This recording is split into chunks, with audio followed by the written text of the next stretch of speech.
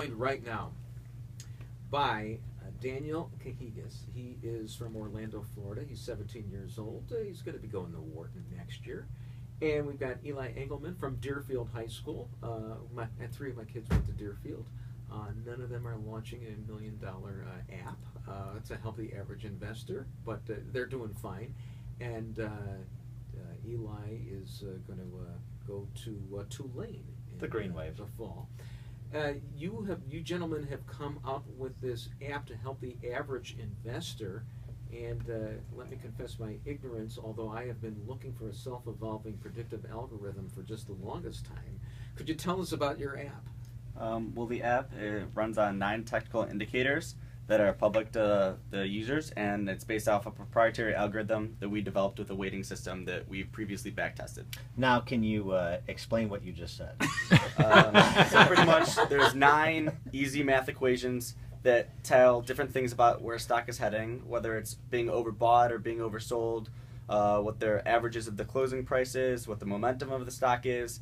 And we kind of do the formula work for you, and we put it into our algorithm that tells you when to buy, sell, or hold a stock. And this is a way to, as I understand it, to give information to the average investor, the small investor, something on the order of what like the high frequency traders that Michael Lewis writes about have that are really seem to be dominating the market. Yeah, this is just it's a free app on the iPhone store, and it's really made for anybody who just wants to have a guiding tool to help them make smarter investments. So this is was like in Trading Places, because everything to me is like some comedic movie. I mean, where they get the information real quickly, and Michael Lewis wrote about it too, where these things are done in an instant, and the big boys all have this access to all this information that the average ordinary investor doesn't. But you're saying you're going to provide this to the average investor, right? So the algorithms that Michael Lewis writes about are much more sophisticated. Ours is kind of a watered down algorithm. It's meant for the average person, as you guys said,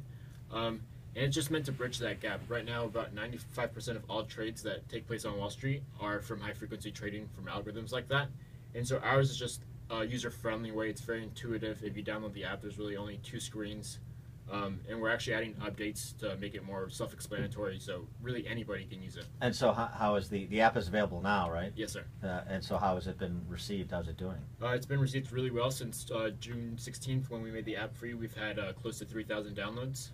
So you're building a universe. I mean, yeah. We were talking off air. There was a Hangman app that sold for $175 million. So this seems to be a little bit more sophisticated and useful. So maybe you're on your way to being multi-cajillionaires. That's the idea. Is that the goal, to do that and to skip Wharton altogether? Is that what the goal is? I think the goal is still college at this point, but we're definitely working hard. You're open to being persuaded otherwise. Yeah. And how is your portfolio, your individual portfolio has been performing using your own algorithm, your own app? We actually have a company portfolio that we've been using the app for, and we're going to come out with we've made a financial model that pretty much just takes the iStockAlerts algorithm and spreads over a bunch of different stocks, and we're going to publish that report pretty soon.